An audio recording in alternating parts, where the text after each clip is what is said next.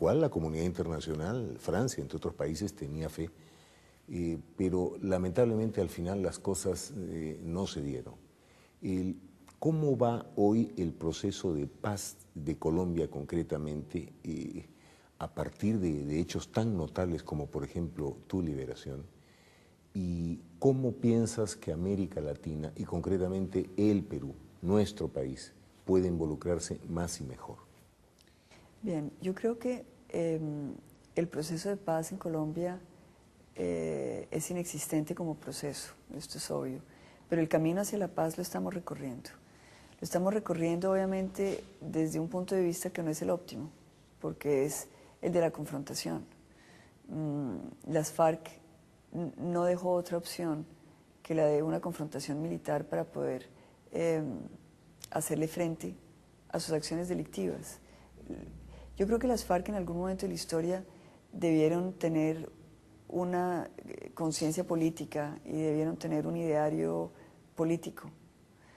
Pienso que hoy en día, por las decisiones que tomaron, se desnaturalizaron. Es muy curioso, fíjese usted, porque la gente, muchas veces uno dice, el fin justifica los medios, ¿correcto? Sí. Pero en este caso los medios pervirtieron el fin. Es decir, ya no es el mismo fin. El fin por los medios que se utilizó o que se comenzaron a utilizar en las FARC terminó completamente desviando el fin inicial. Y además sin ningún apoyo popular, ¿no? Porque eso es una cosa importantísima, ¿no? Bueno, primero, una organización que se dice revolucionaria, que no tiene pueblo, no existe. En el caso de las FARC, no tiene pueblo. Es una organización que no tiene reflexión política, que no aporta nada nuevo al debate nacional, que no tiene ninguna propuesta creativa ni novedosa. Todas las propuestas de las FARC son ideas del siglo XIX, reencauchadas, que entre otras ya se han utilizado en América Latina y en Colombia, ya se han usado y no han dado resultado. Tercero, las FARC comienzan a narcotraficar y se vuelven un cartel de la droga, y a partir de ahí se vuelven una organización cuyo vínculo con la plata también la desvía de su función primera, es decir, se vuelven burgueses revolucionarios. Los comandantes son comandantes que se complacen en una vida de opulencia, obviamente en la selva, con unos lujos que les dan una satisfacción y un estatus, pero que obviamente los hacen apegados a esa vida de guerra y no tienen ningún interés en la paz. Es decir, en la guerra ellos son... La paz termina siendo para ellos un mal negocio. Pues pésimo negocio, porque en la guerra ellos tienen poder, tienen plata, tienen poder de vida y muerte sobre la población de la región donde están operando, tienen todo tipo de lujos, yates, carros, motores, todas las cositas que hay hoy en día, los iPods, de iPhones, todo lo que es los juguetes electrónicos, los digitales y todo esto. ¿Qué les puede ofrecer la paz a unas personas que no tienen reflexión política, que no tienen carisma, que no saben expresarse, que no tienen, adicionalmente no tienen contacto social con la población porque no tienen sensibilidad social? Se convirtieron en una especie como de peso, de lastre en nuestra sociedad, y yo veo que ellos hoy en día reproducen todas las taras sociales de Colombia, la corrupción, la segregación, el racismo, el machismo, es decir, una serie de condicionantes, y termina las FARC siendo, en vez de ser algo que aporte, se vuelve parte del sistema. Es el sistema que justifica las violaciones de derechos humanos, la segregación, una contrarreforma agraria que se está dando porque los paramilitares le están robando la tierra a los campesinos, y ya se vuelve un negocio. Entonces ya no hay paramilitares, pero entonces hay bandas descompuestas de bandoleros que hacen lo mismo, y las FARC en todo esto se vuelven sistémicas en un país que necesita avanzar, pero que entonces tiene que concentrar sus recursos en confrontarlos militarmente, cuando deberíamos estar utilizando esos recursos para actuar en lo social. Pareciera entonces que han devenido en parasitarias, lo cual les cierra el margen de maniobra a la democracia, ¿no? Mire, yo creo que hay una cosa muy sencilla de mirar. En América Latina tenemos gobiernos de izquierda que se han elegido por toda América Latina y no han necesitado ser ni narcotraficantes, ni ser secuestradores, ni ser terroristas, ni matar, ni tomar rehenes ni nada para llegar a la presidencia. Los votos del pueblo. Es decir, la democracia con todas sus dificultades ha logrado canalizar la voluntad popular y los líderes de hoy son líderes del pueblo, elegidos aún en sistemas electorales adversos.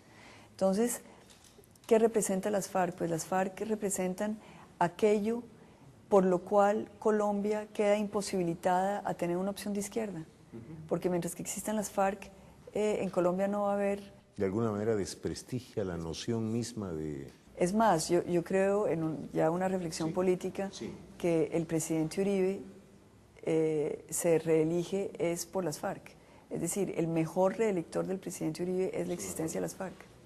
Tú has tenido una carrera política realmente notable. Fuiste representante al Congreso primero, luego fuiste senadora, tuviste una votación importante en ambas oportunidades. Fuiste también candidata presidencial cuando ocurrió esta desgracia. Entonces, se pregunta mucha gente en todo el mundo, y esta pregunta te la habrán hecho en todas las capitales del planeta que has venido recorriendo en los últimos meses. Esta pregunta la habrás escuchado muchas veces.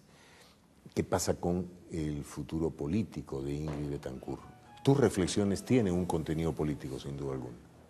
Cuando yo estaba en la selva y veía, entre comillas, porque no veía nada, sino oía a través de la radio la realidad de la política colombiana, pensaba que yo no quería volver a eso. Yo no quería volver a ese espacio donde hay todo tipo de manipulaciones, donde esa política politiquera, que me es absolutamente repulsiva. Y siento hoy, estando en libertad, que mi mayor libertad es precisamente no hacer lo que no quiero hacer. Es decir, qué delicia poder hacer simplemente lo que me nazca. Sueño con una política diferente, una política basada, guiada, impulsada por el amor, porque yo creo que el amor es lo único que realmente vale, lo que mueve montañas, lo que hace que la gente pueda cambiar de actitud, lo que hace que podamos ser mejores seres humanos es el amor.